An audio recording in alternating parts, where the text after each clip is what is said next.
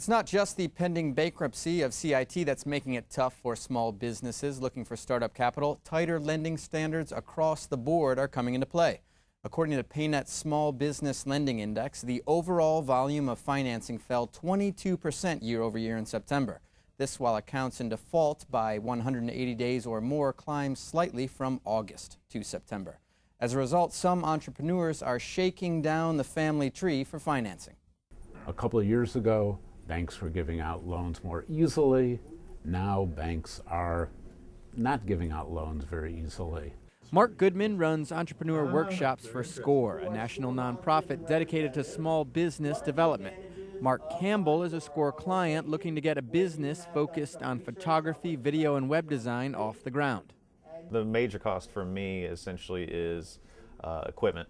For the photography alone, it's everything like the cameras, at least $2,000, and each lens is $2,000, and I need 3 lenses, and then tripods and lighting equipment. It breaks down to about $23,000 to $25,000 if I were to get everything equipment-wise right now.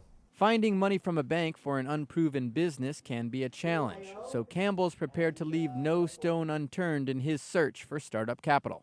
Definitely savings, which is getting burned up fairly quickly, just getting the photography stuff. I have 2 older brothers that have done fairly well for themselves in business, so they are considering adding in some loans there to help me get going. Bethany KELLEY finds herself in very much the same boat as she tries to build her idea of a green product store into a brick-and-mortar location. I have some savings, not enough to fully support this sort of idea though, so I'm going to need to look into some sort of different way to get capital. And there's a chance that maybe, some family might want to, invest and that sort of thing. That's a possibility. Goodman sees a lot of startups turning to family for financing. People are using the bank of mom and dad or the bank of Uncle Bob. And he believes it comes with challenges up front that can pay off in the end. While it's hard to put together a business plan for a bank, it's almost twice as hard to put together a plan for the bank of mom and dad or the bank of Uncle Bob. Because the bank you go see, you get the money from, maybe you don't go back and see them in 6 months or a year. When you're getting a loan from the bank of mom and dad, you're seeing them every day.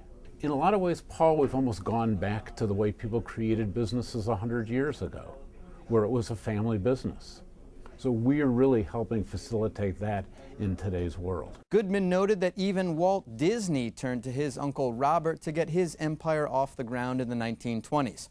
As for Kelly and Campbell, we'll continue our profile of these startup entrepreneurs tomorrow to find out what motivated them to build their own businesses during these tough economic times.